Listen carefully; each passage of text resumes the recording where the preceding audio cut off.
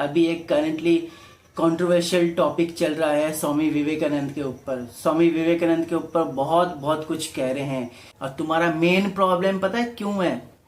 क्योंकि एक तामसिक आहार करने वाला राजसिक जीवन छोड़ के, हाँ दोस्तों, स्वामी विवेकानंद एक राजसिक जीवन जी सकता था, बट उन्होंने राजसिक जीवन ना जी के एक सात्विक जीवन, एक साधु जीवन, एक सन्यासी जीवन को अपनाया। ये एक सनातनी धरती है, यहाँ पे एक सनातनी वट वृक्ष की तरह है। सनातन उस वट वृक्ष का बहुत सारा लताएं हैं, जो जिस लताओं को पकड़ के ऊपर जाना चाहता है वो उसे जाने दो। इसे कहते हैं जो तो मौत तो पौत। भले मानुस नमस्कारम, प्यार मोहब्बत स्वागतम। हे दोस्तों, how are you? I think you do well. दोस्तों, बहुत दिनों बाद आज हम मिल रहे हैं, लगभग एक हफ्ते बाद करीब। एक्चुअली कुछ दिनों से दोस्तों थोड़ा सा काम का प्रेशर बढ़ गया है। अभी मॉनसून का सीज़न चल रहा है इसलिए, पर मैं रेगुलर बेसिस पे फॉलो कर रहा था मेरा 75 हार्ट चैलेंज। मेरा मेन मोटिव है वेट लूज करना और एक्सरसाइज को कंप्लीट करना। बाकी मैं जंक फूड और वाटर जो कंज्यूम करता हूँ वो प्रॉपर फॉलो कर रहा था। सो आज है डे 24 ऑफ 75 हार्ट चैलेंज। इससे पहले डे का जो एक्सरसाइज है वो है डे 19, 20, 21, 23। नमस्कार दोस्तों, आप सबका स्वागत है मेरा चैनल घूमेंगे फिरेंगे ऐश करेंगे में और GFAK ब्लॉग्स। दोस्तों, वैसे मैं एक ब्लॉगर्स हूँ, कोई मैं रोस्टर नहीं हूँ और कोई फैक्ट चेकर नहीं हूँ, बट अभी एक करंटली कंट्रोवर्शियल टॉपिक चल रहा है स्वामी विवेकानंद के ऊपर। स्वामी विवेकानंद के ऊपर बहुत कुछ कह रहे हैं। एक सात्विक विचारधारा वाले बहुत कुछ फैला रहे हैं। आज देखेंगे उनका कितना सात्विक मानसिकता है और सात्विक आहार ग्रहण करके कितना सात्विक काम करते हैं वो लोग। उनका जो ये नकाबपोश चेहरा है ना, आज उनको नोचूंगा। दोस्तों, ये कहते हैं कि सात्विक आहार करने वाले हमेशा सात्विक काम करते हैं, सात्विक ध्यान में रहते हैं, और तामसिक काम करने वाले हमेशा तामसिक काम करते हैं, दूसरों को मारते हैं, काटते हैं, कोई मनुष्यता उनके अंदर नहीं होता है। वो भले काम कभी नहीं कर सकते क्योंकि वो तामसिक आहार करते हैं।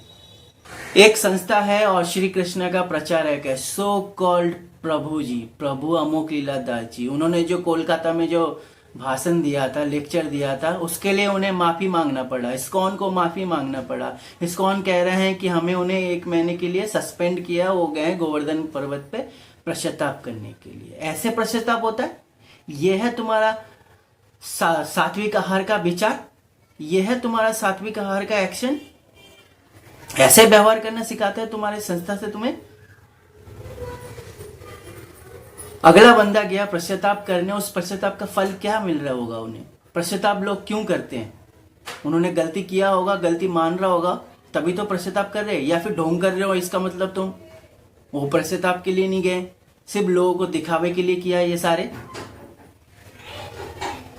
अगर वो रियली में पश्चाताप करने गए हैं तो तुम्हारे ये छुटमुट ये छिलकूजे जितने भी यूट्यूबर हैं, I am with Amok Leeladas, I am with Amok Leeladas, he is right, उल्टा सीधा करके तुम वहां पे कमेंट कर रहे हो, नहीं स्वामी विवेकानंद एक्सपोज, स्वामी विवेकानंद ने किया, गलत किया, वो कैसे स्वामी विवेकानंद हो सकते? अगर वो स्वामी नहीं हो सकते, वो सिद्धि पुरुष नहीं हो सकते, तुम ब्लडी सात्विक आहार करने वालों, तुम्हारे मन में इतना हिंसा, इतना द्वेष उस व्यक्ति के लिए क्यों है जो तुम्हारे संस्था फाउंड होने से पहले ही ये धरती लोक छोड़ चुका था? उनका गुरु श्री श्री रामकृष्ण देव परमहंस, वो भी परलोक सिधर चुके थे। उन्होंने कभी तो तुम लोगों के बारे में कुछ नहीं कहा, तो क्यों तुम्हारे पेट में इतना गुड़गुड़ हो रहा है, इतना मिर्ची लग रहा है? काहे तुम किसी के आहार के ऊपर डिपेंड करके उसके कैरेक्टर, उसके आइडेंटिफिकेशन के लिए तुम मुझसे उंगली उठा रहे हो? यह है तुम्हारा सात्विक आहार का विचार आचार? तुम कंटिन्यूअसली वीडियो बना रहे हो, ये एक्सपोज वो एक्सपोज, ऐसे एक्सपोज करने के लिए ना तुम्हारे संस्था को बहुत सारे यूट्यूब चैनल है, जो तुमने कुकृत्य किया है ना, वो सारे एक्सपोज हो रहा है, अभी कर भी रहे हैं। और तुम्हारा मेन प्रॉब्लम पता है क्यों है? क्योंकि एक तामसिक आहार करने वाला राजसिक जीवन छोड़ के, हाँ दोस्तों, स्वामी विवेकानंद एक राजसिक जीवन जी सकता था, बट उन्होंने राजसिक जीवन ना जी के एक सात्विक जीवन, एक साधु जीवन, एक सन्यासी जीवन को अपनाया। वो मीलों तक नंगे पैर चलते थे देश के लिए, दुनिया के लिए, हिंदुत्व के लिए। उन्होंने, उनके विचारधाराओं ने हमारे देश में फ्रीडम फाइट के लिए और क्रांति के लिए ना पहला बिगुल फूका था। उन्होंने देश के लिए ऐसे ऐसे लीडर तैयार करके गए ना, जिन्होंने महान काम किया।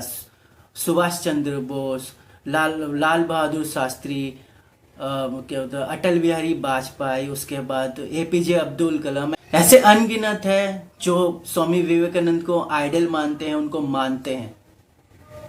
स्वामी विवेकानंद को आम इंसान जो पहले भी मानते थे, जो अब भी मानते हैं या फॉलो करते हैं, उनके मीट मच्छी या नॉनवेज खाने के चक्कर में नहीं, उनके क्रांतिकारी विचारों के लिए उनको मानते हैं। उनके क्रांतिकारी फिलोसॉफिकली जो बातें थी, वो क्रांतिकारी जो काम करते थे, उनके लिए मानते थे। वो सनातन के लिए जो करके गए हैं, उसके लिए मानते थे। और तुम लोगों का और एक मेन प्रॉब्लम पता है क्या है? क्योंकि तुम्हें आदि शंकराचार्य से प्रॉब्लम है। उनके वेद और उनके जितने भी लिखे गए हैं, उनको तुम मायावादी कहते हो। और आदि शंकराचार्य से इसलिए बोल रहा हूँ क्योंकि उन्होंने जो 4 मठ तैयार किया था, हमारे हिंदुत्व बचाने के लिए जो लड़ाई और संघर्ष किया था, वहीं से कुछ साधुएं निकल के दक्षिणेश्वर गया था और श्री रामकृष्ण देव परमहंस को दीक्षा दिया था, ज्ञान दिया था। और उन्हीं का ही स्टूडेंट है स्वामी विवेकानंद। और वो शंकराचार्य को भी मानते थे, वेदों को नया न्यू वर्जन दिया। और आप लोगों को इसी से ही प्रॉब्लम है, क्योंकि आप सिर्फ श्री कृष्णा को छोड़ के किसी और को नहीं मानते। सबको तुम कहते हो डमी गॉड, शिवा को नीचा दिखाने की कोशिश करते हो, देव देवी को इनडायरेक्टली से ही तुम मना करने की कोशिश करते हो मना। तुम कहते हो श्री कृष्णा शिवा बन सकता, पर शिवा श्री कृष्णा नहीं बन सकता। श्री कृष्णा का फॉर्म है, अवतार है विष्णु। अरे हम सब सनातनी जानते हैं, चाहे जो वेद और ग्रंथें नहीं पढ़े वो भी जानते हैं कि विष्णु का फॉर्म है, अवतार है श्री कृष्णा, विष्णु का ही अवतार है राम। और ऐसे बहुत सारे अवतार हैं उनके। और उन सारे अवतारों में श्री कृष्णा ने, राम ने खुद ही लॉर्ड शिवा का पूजा किया था जब जरूरत था, दुर्गा देवी का पूजा किया था जब जरूरत था। क्या श्री कृष्णा पापी है?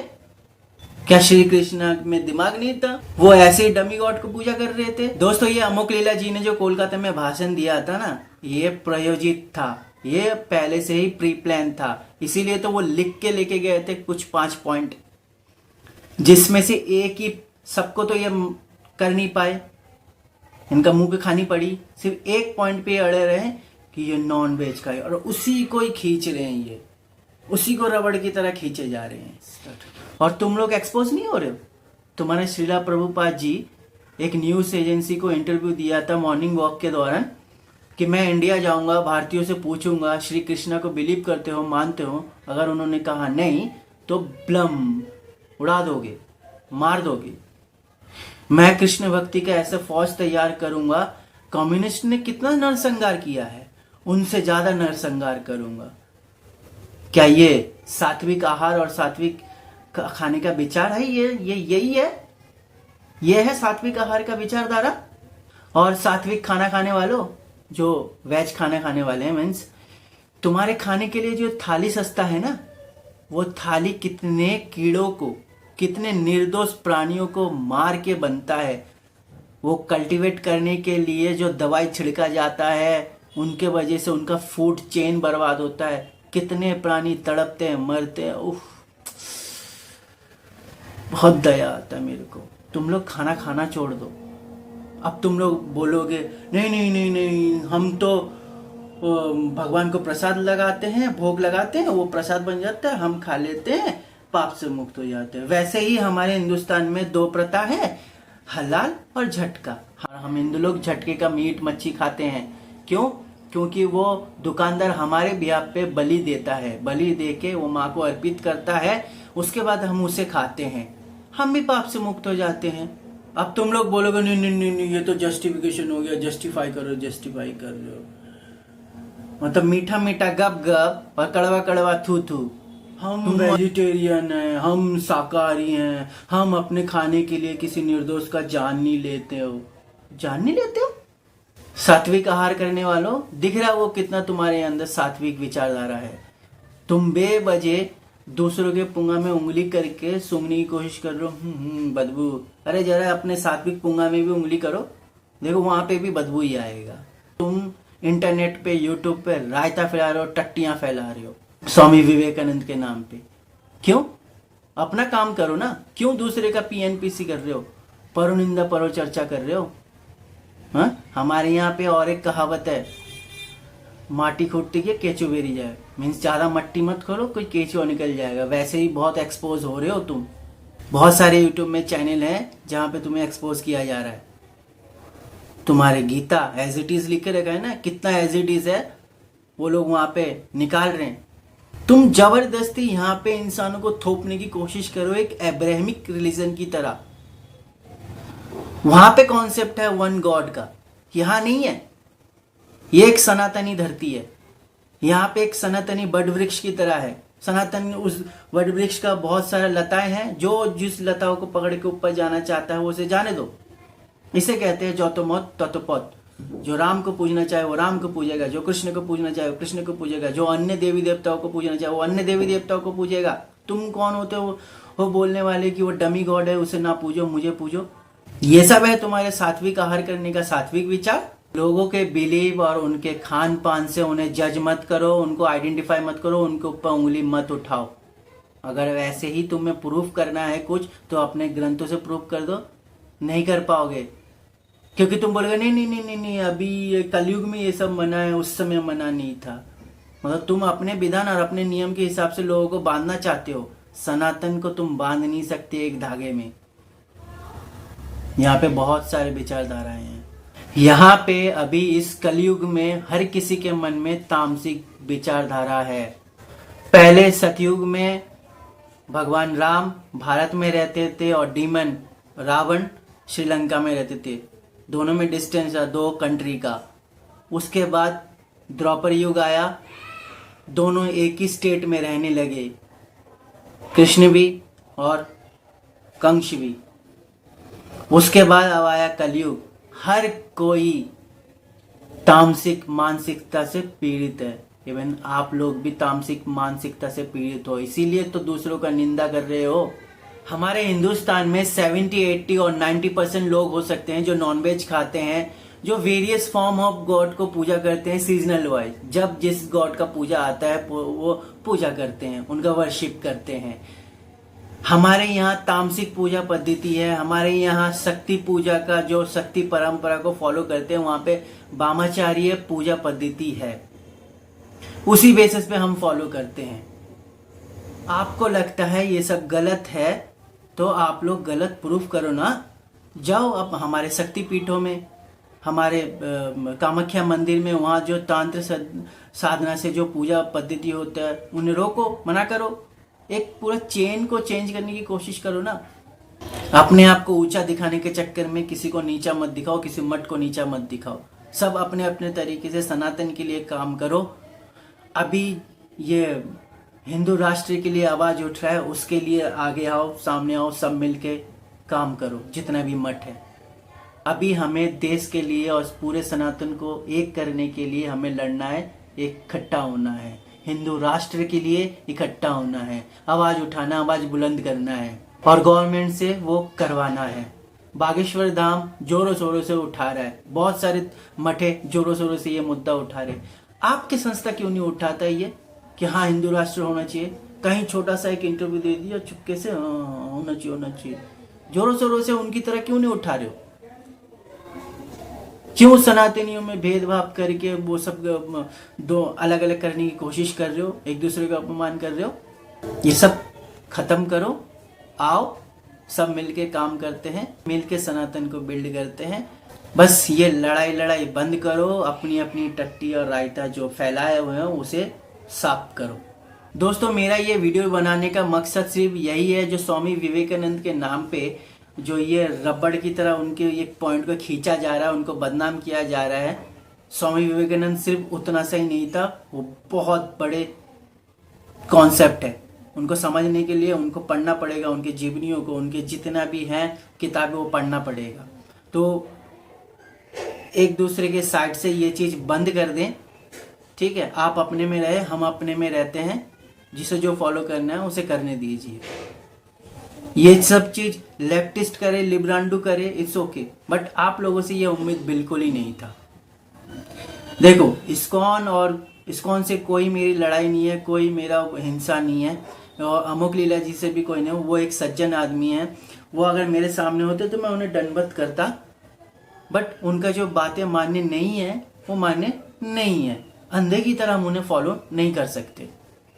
ये मैं आपको उत्तर दे रहा हूँ आपके ही तरीके से।